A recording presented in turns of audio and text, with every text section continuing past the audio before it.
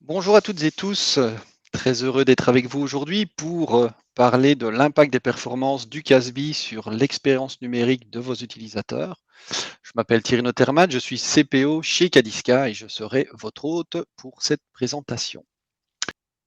Alors pour commencer, je vais enfoncer une petite porte. J'imagine que si vous avez hiberné ces 3 dernières années, vous êtes tous au courant que nous sommes passés par une période de Covid durant laquelle le télétravail a été largement rendu comme façon de travailler, ce qui fait qu'aujourd'hui, grosso modo, 58% d'employés travaillent principalement en télétravail et des sources comme McKinsey et Gartner prévoient une évolution du marché SASI, ce qui va nous occuper aujourd'hui. Donc, de plus en plus de collaborateurs vont travailler à distance, ce qui va accélérer l'adoption de technologies comme le CASB. Donc, on estime que 75% des entreprises utiliseront des CASB d'ici 2024. Alors, un CASB, c'est quoi? Un CASB veut dire donc Cloud Access Security Broker. C'est un élément qui va vous permettre, c'est une passerelle, service cloud qui va permettre à vos utilisateurs de se connecter de manière sécurisée vers leurs applications, très répandues dans le domaine du cloud et du SaaS, puisqu'il est de plus en plus compliqué de contrôler finalement les performances d'accès de vos utilisateurs lorsqu'il s'agit d'environnement SaaS.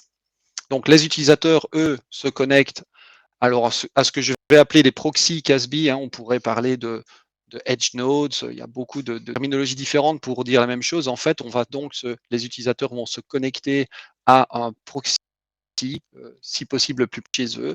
Ce proxy va donc sécuriser les flux de communication de l'utilisateur vers les services SaaS. Alors le CASB, on pourrait parler des dénominations, fait partie d'une stratégie plus globale que l'on appelle SSI ou SASI, pour Secure Access Service Edge. Ce genre de solution SASI du marché englobe d'autres terminologies et d'autres services comme le SD-WAN, le Software Defined WAN. Donc le CASB n'est qu'un building block finalement de solutions plus globales que l'on appelle SASI ou SSI. Alors vous voyez ici des leaders du marché, vous retrouvez des acteurs comme Zscaler, comme Netscope, comme Fortinet, comme Cisco, comme Forcepoint, etc., etc. Alors pourquoi un CASB? Il faut retourner un petit peu en arrière et se poser la question de comment on se connectait de manière traditionnelle il y a quelques années, où là vous avez un schéma qui reprend typiquement le social, là où se trouve un grand nombre des utilisateurs, dont les accès vers les centres de données et vers des sites publics sur Internet, tous ces flux étaient centralisés et sécurisés au travers typiquement de firewall et de systèmes peut-être de DLP. Et toutes les connexions finalement, tant des succursales que des télétravailleurs, se faisaient pour les succursales au travers de réseaux privés de type MPLS centralisés sur le siège social. Et les télétravailleurs, typiquement, se connectaient ou se connectent pour une bonne part d'entre eux toujours aujourd'hui via des tunnels VPN sur le siège social, lequel sécurise finalement le trafic réseau, les connexions des télétravailleurs et des utilisateurs sur site jusqu'au centre de données, au travers donc de leur élément de sécurité centralisé. Ça, c'est l'ancienne manière de faire il y a quelques années. Alors la nouvelle manière de faire est représentée de cette manière-là, où de plus en plus de sociétés migrent leurs centres de données de type on-prem, donc sur site, vers des solutions cloud, que ce soit des clouds privés ou des clouds publics. Et on voit donc une explosion des connexions, non plus uniquement centralisées, par exemple des télétravailleurs ou des sites distants vers le siège social qui, lui, va centraliser toutes les connexions, tout le trafic des utilisateurs vers les applications. Mais vous allez voir de plus en plus de télétravailleurs qui vont se connecter en direct vers les plateformes SaaS, vers les plateformes cloud privées. Donc c'est pareil pour les succursales. Donc plus nécessairement de trafic centralisé vers un siège social qui va, lui, s'occuper de l'aspect de sécurisation de tous ces flux. Alors à ça s'ajoute une nouvelle technologie, je dirais, un nouveau service qu'on appelle le SD-WAN et qui va permettre de mutualiser différents types de réseaux type MPLS avec des réseaux publics de type connexion Internet, qui va permettre donc de réduire les coûts, de mutualiser des types de connexions, d'optimiser les coûts, mais de ce fait, vous en tant que client ou que société, que client final, vous perdez d'autant plus en visibilité de ce qui se passe au niveau du trafic réseau puisque vous avez, avec l'introduction du SD-WAN, une notion de réseau, donc d'abstraction de la couche réseau, on parle de réseau overlay, mais derrière, en dessous de ça, évidemment, le trafic réseau s'appuie toujours sur des trafics physiques qu'on appellera la couche underlay, ce qui fait que en termes de visibilité, de monitoring et puis après de troubleshoot de problèmes de performance s'il y en a, eh bien l'adoption du SD-WAN complexifie la situation. C'est pas le sujet du jour, SD-WAN. Si vous êtes intéressé, nous avons d'autres webinaires prévus et déjà enregistrés sur le domaine. Mais donc aujourd'hui, on va se focaliser sur un deuxième élément de cette problématique, qui est le CASB. C'est-à-dire que maintenant, comme je vous le disais, plutôt que pour un télétravailleur de se connecter d'abord de manière centralisée via un VPN sur le siège social, eh bien, le télétravailleur va se connecter directement au service SaaS au travers, cette fois-ci, d'un service cloud que l'on appelle donc le Cloud Access Security Broker et qui va permettre de sécuriser tous les flux de communication des télétravailleurs vers vos applications business, qu'elles soient SaaS ou qu'elles soient sur des clouds privés. Ça, c'est pour la partie principe. Alors, le CASB, lui, répond à plusieurs problématiques, plusieurs demandes. La première problématique à laquelle s'attaque un CASB, c'est de découvrir les applications cloud utilisées par les utilisateurs. Donc, évidemment, le flux des utilisateurs vers l'ensemble des plateformes SaaS va être centralisé au niveau du CASB, qui va donc pouvoir déterminer, évaluer finalement les risques de communication des utilisateurs et d'identifier vers où les utilisateurs se connectent, vers quel type d'application, en évaluer les risques et potentiellement, deuxième élément, en contrôler les accès de manière adaptative. S'ajoute à ça des fonctions style DLP, donc prévention de données, possibilité de contrôle via le CASB, de déterminer si certaines données cibles, par exemple, peuvent ou pas sortir de votre entreprise.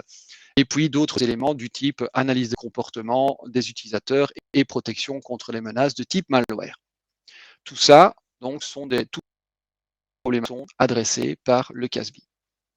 Alors, ce qui nous occupe aujourd'hui, c'est pas le but de la présentation, n'est pas de faire une formation sur ce qu'est un CASB, mais plutôt de se poser la question de comment un CASB peut impacter les performances de communication de vos utilisateurs vers vos plateformes SaaS.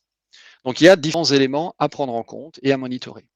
Le premier élément qui est évident, c'est que la notion de CASB introduit un certain retard dans le chargement de l'application et des transactions, puisque le CASB, comme je vous le disais, un de ses rôles va être de déterminer s'il y a des menaces de sécurité. Et donc, par exemple, le CASB va analyser tout le trafic venant des utilisateurs pour y appliquer éventuellement les droits d'accès associés, pour vérifier s'il n'y a pas de vulnérabilité associée au trafic. Et donc, forcément, cela a dû un certain processing de la part du CASB.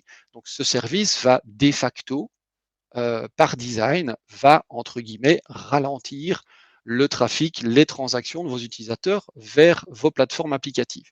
Donc ça, c'est le premier élément à monitorer. Le deuxième élément à monitorer, c'est que vous avez évidemment une certaine distance entre les utilisateurs et le proxy de votre CASB. Alors, en fonction des configurations, si vous êtes dans des configurations de proxy via un client VPN, par exemple, donc si vous installez le client de votre fournisseur CASB, eh bien automatiquement le client va faire en sorte que vous allez vous connecter au plus proche possible, donc sur le nœud, sur le proxy du CASB le plus proche de votre localisation géographique, pour éviter évidemment que vous n'ayez d'abord aux États-Unis avant de revenir en Europe si vous êtes européen, que votre application est hébergée en Europe, mais que votre CASB, lui, vous fournit un proxy aux États-Unis. Donc ça, évidemment, ce serait quelque chose de totalement inadapté, inapproprié et totalement inefficace au niveau performance. Donc il y a une certaine notion de distance et d'ailleurs en fonction des configurations que vous avez, si vous êtes dans des configurations, certaines configurations de forward proxy par exemple, eh bien vous serez amené à définir des tunnels GRE ou IPsec de votre site vers votre nœud que vous allez devoir configurer manuellement pour certains providers. Donc, qui dit configuration manuelle dit possibilité d'erreur de configuration et possibilité de vous connecter à des proxys qui sont totalement non optimales en termes de distance que vous avez, que le trafic a à parcourir pour se connecter à votre proxy CASB. Et le troisième élément, et non des moindres, c'est toutes les redirections possibles. Donc, je vous le disais, le but, évidemment, pour un service de CASB, c'est d'offrir le proxy, le service de proxy au plus proche possible de vos utilisateurs pour éviter, évidemment, d'allonger la distance entre les utilisateurs et vos applications SaaS. Mais comme vous allez le voir d'ailleurs dans la démo après, il se peut que pour des raisons X ou Y de maintenance, de problématiques, votre service de CASB ne soit pas en mesure de vous offrir le proxy au plus proche de vos utilisateurs et va donc rediriger le trafic de vos utilisateurs vers potentiellement d'autres proxys qui, eux, sont beaucoup plus éloignés et donc vont impacter les performances potentiellement de vos applications en ajoutant une latence réseau tout simplement. Donc ça, ce sont tous les phénomènes qu'on va vouloir pouvoir analyser. Alors, comment fait-on chez Cadiska pour analyser tout ça? Eh bien d'abord, pour ceux qui ne connaissent pas du tout la plateforme Cadiska, il s'agit d'un service SaaS. Et donc, toute l'intelligence finalement de la plateforme se trouve hébergée dans une infrastructure SaaS. Donc, le setup de votre propre environnement prend quelques secondes. Et puis, on va utiliser deux types de technologies pour récupérer des informations pertinentes sur les performances de connexion des utilisateurs vers les plateformes SaaS au travers de fournisseurs de type CASB. La première technologie, on l'appelle les stations, les stations, en fait, sont des petits environnements Docker, des petits containers que vous allez déployer sur n'importe quel système, peuvent être également aussi des applications Android que vous allez pouvoir déployer très facilement sur des Android. Et en fait, ces petites stations vont proactivement mesurer les performances de connectivité depuis là où elles sont installées au travers de vos services CASB jusqu'aux destinations finales. Ce test synthétique donc proactif de performance réseau va se faire non seulement en termes de latence réseau de connexion de bout en bout, mais également en termes de perte de paquets et très important en termes de chemin réseau. Donc, si je reprends ce que je vous disais préalablement, que il se peut très bien que vous soyez redirigé temporairement vers des proxys CASB non optimaux, eh bien, les stations vont permettre de détecter automatiquement ces changements de route vers des destinations non optimales. Ça, c'est la première partie. Alors, vous avez la possibilité de définir, de déployer vos propres stations dans vos environnements d'entreprise, mais vous pouvez aussi faire appel à des stations que Cadiska a déployées un peu partout dans le monde. Donc, nous avons des centaines de stations qui sont déployées un peu partout dans le monde et qui vous permettent en un instant de configurer finalement des chemins, donc des tests de chemin réseau et de performance réseau depuis partout dans le monde jusqu'à vos destinations préférées. La deuxième technologie que l'on va apporter, est ce qu'on appelle le Watcher. Le Watcher est une technologie qui permet de collecter des métriques de performance directement au niveau des navigateurs de vos utilisateurs. Donc, grâce au Watcher, comme vous allez le voir, on va pouvoir comprendre à tout moment le contexte de connexion des utilisateurs, on va pouvoir les localiser, on va pouvoir déterminer s'ils sont sur site ou s'ils travaillent à distance, s'ils sont à distance, sur quel opérateur ils sont connectés, avec quel niveau de performance, sur quel CASB ils sont quels CASB ils sont connectés, etc., etc. Donc vraiment une vue complète du chemin réseau de bout en bout des utilisateurs vers vos plateformes business, vers vos applications business au travers de services tiers de type CASB. Alors ça, c'est pour la théorie. Je propose d'aller directement dans une démo. C'est quand même beaucoup plus parlant. Alors je vais vous montrer trois choses aujourd'hui. Je vais vous montrer d'abord, première démo rapide, c'est j'ai un service digital. Dans mon cas, je vais prendre comme exemple notre site web et je voudrais savoir finalement quels sont les fournisseurs de CASB. Je voudrais faire un benchmark des différents fournisseurs de CASB du marché pour voir celui qui offre les meilleures performances aux utilisateurs en fonction de leur localisation géographique. Eh bien, pour répondre à cette question, c'est excessivement simple, puisque ici, vous voyez dans mon dashboard principal l'ensemble des applications qui sont monitorées par Cadiska. Je sélectionne simplement mon site web ici. Alors, je mériterais d'avoir une réalisation beaucoup plus approfondie sur les métriques de performance à ce sujet du jour. Le sujet du jour, c'est juste de nous focaliser sur la partie Casby. Donc, ce qui va m'intéresser ici, c'est de déterminer finalement où sont mes utilisateurs, textes des différents utilisateurs qui se connectent au site web de Cadiska. Ici, j'ai pris les 2 dernières semaines et vous voyez ici de manière très synthétique la localisation principale des différents utilisateurs. Est-ce qu'il s'agit des utilisateurs sur site, sur quels sont connectés, où sont-ils, etc. Et de manière beaucoup synthétique, j'ai ce genre de vue que nos clients adorent, puisque c'est à partir de là que vous allez avoir vraiment une vue synthétique et que vous allez être benchmark. Je m'explique. Ici, si je dis je veux filer sur, par exemple, tous les fournisseurs de Casby, eh bien, je vais pouvoir m'intéresser, par exemple, à SourcePoint, Fortinet, McAfee, Microsoft, Netscope, Palo Alto, etc. Proofpoint, je les reprends tous. Alors, sachez qu'ici, les Casby ne demandent aucune configuration de votre part. Ils sont automatiquement découverts, identifiés par Cadiska. Et donc, voici, en un instant, j'ai ici, voilà, les performances en termes de connectivité réseau de tous les utilisateurs répartis dans le monde qui se connectent à notre site web au travers de Casby. Et je peux me dire que de manière globale, dans notre cas ici de figure, c'est Fortinet qui est le grand gagnant avec 21 millisecondes de moyenne, et puis suivi de Netscope, etc., Microsoft et d'autres. Alors vous allez me dire, et vous auriez raison de dire que les fournisseurs de Casby n'offrent pas le même niveau de performance, le même niveau de service en fonction de la localisation. Et donc ici, très intéressant de se dire, bah, tiens, moi, je voudrais benchmarker mes providers pour les utilisateurs qui se trouvent par exemple en Europe. Eh bien, pas de souci. Ici, je clique simplement sur le continent, j'ai des utilisateurs en Europe et je filtre uniquement sur les utilisateurs en Europe.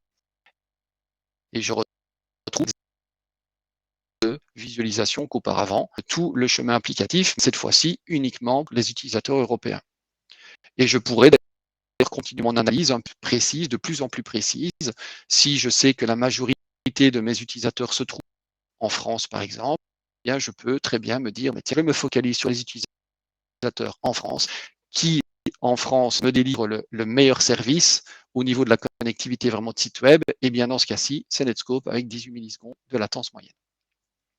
Donc voici un premier exemple, juste pour vous montrer que grâce à Cadiska, il est tout à fait aisé, sans aucune configuration, d'identifier finalement le contexte de connexion de vos utilisateurs, qu'ils soient à distance ou qu'ils soient sur vos sites, au travers de services type Casby, pour voir finalement, dans ce cas-ci, moi, mon intérêt, c'était de voir, d'évaluer un petit peu les performances des différents fournisseurs de Casby, puisque Cadiska, nous sommes totalement indépendants de tout type de technologie de Casby, nous les identifions tous de manière totalement automatique. Un autre exemple, donc ça c'était la premier exemple que je voulais vous montrer. Un autre exemple qui me paraît intéressant, c'est de se dire, moi j'ai un utilisateur, c'est un Thierry Notermans, qui se plaint de lenteur. Et donc je voudrais en un instant savoir, mais finalement mon utilisateur Thierry, quel est son profil de connexion, vers quelle application SaaS se connecte-t-il?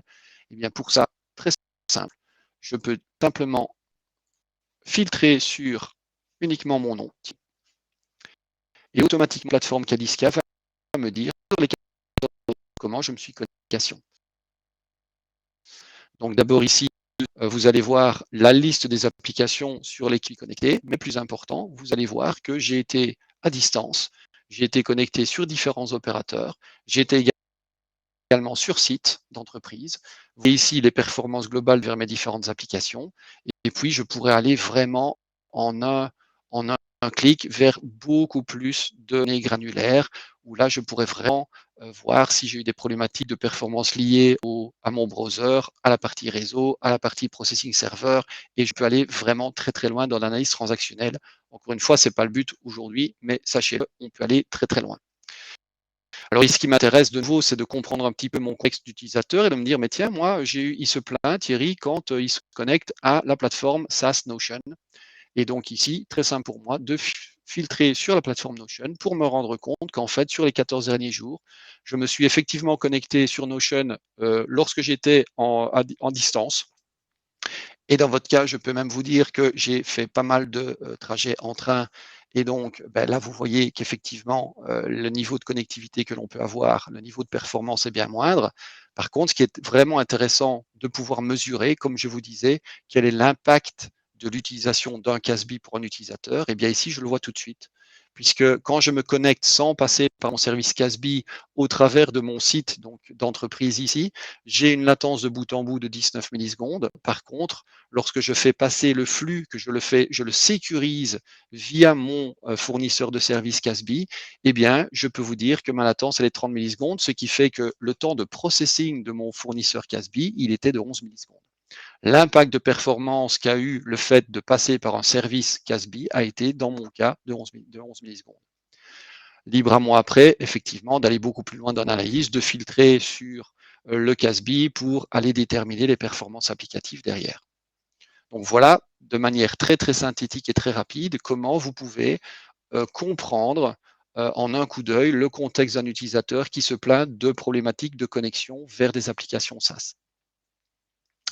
Troisième élément que je voudrais vous montrer, c'est pour aujourd'hui, c'est comment je peux monitorer finalement les performances d'un fournisseur de CASB dans son ensemble. Je vous le disais tout à l'heure, un des éléments vraiment importants dans le monitoring de performance d'un fournisseur de CASB, c'est de déterminer s'il n'y a pas eu des redirections, quelle est la distance à parcourir en utilisateur et finalement mon service CASB.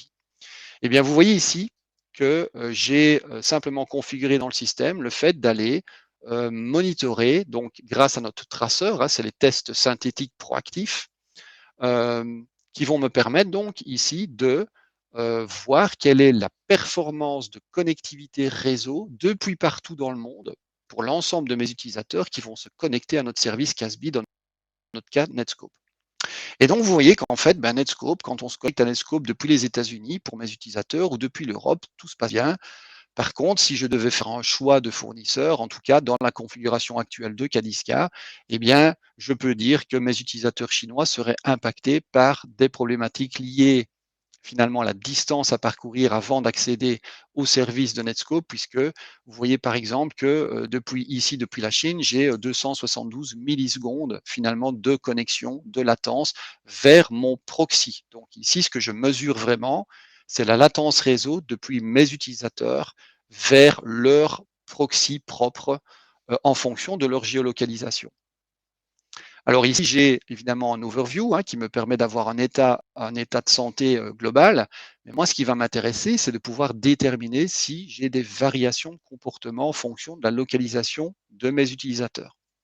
Et donc ici, j'ai l'évolution dans le temps sur les 3 derniers jours. Ici, j'ai pris les 3 derniers jours. J'ai l'évolution dans le temps de la latence réseau de tous mes utilisateurs vers les proxys CASB. Et je vois que ici, sans surprise, le top au niveau latence sont mes sites chinois. Mais si je continue un petit peu plus loin l'investigation, phénomène comme celui-ci, où vous voyez une grosse latence, une grosse augmentation de latence, puis une diminution. Alors je vais un autre exemple. Et là, vous voyez par exemple, là j'ai ici 2 bosses, le chameau, où vous avez vraiment une moyenne de connexion de mes utilisateurs situés à Tel Aviv de en moyenne 21 millisecondes jusque donc le proxy CASB le plus proche, mais que parfois pour atteindre le proxy le plus proche, en fait, j'ai des pics, donc j'ai des dégradations de latence. Ce qui veut dire qu'il s'est passé quelque chose, soit en termes de performance réseau de connexion de mes utilisateurs vers le même proxy, soit éventuellement de redirection non optimale d'un proxy à un autre. Donc ça, c'est un phénomène que maintenant, je veux comprendre de manière rapide. Comment est-ce que je comprends? Eh bien, très simplement, je sélectionne ici la station de Tel Aviv et je demande à Cadiska de me montrer le chemin réseau complet de connexion de ces heures vers le proxy CASB. Et donc, vous voyez de manière très, très visuelle, on voit directement ce qui s'est passé. Là, j'ai une augmentation, donc là, je suis à 2 millisecondes, 3 millisecondes de temps d'établissement de latence réseau entre mes utilisateurs CASB, et puis là, je monte à 56 millisecondes d'un coup. Et en fait, ces 56 millisecondes sont liées au fait que j'ai atteint un autre proxy. Et là, je peux effectivement voir ce qui s'est passé de manière visuelle, puisque je vois exactement tous les chemins réseau de mes utilisateurs utilisateurs vers mes nœuds proxy. Et vous voyez qu'ici, en fait, en fonction du temps, soit d'Israël, j'étais redirigé vers un nœud Netscope en Allemagne, soit ici, j'étais dirigé de manière optimale vers un nœud localisé en Israël. Donc, je m'imagine évidemment que le fait de devoir d'abord me connecter depuis l'Israël en Allemagne avant finalement de joindre mon application SaaS a été évidemment plus important en termes de latence que le fait de me connecter d'abord localement sur mon proxy situé en Israël.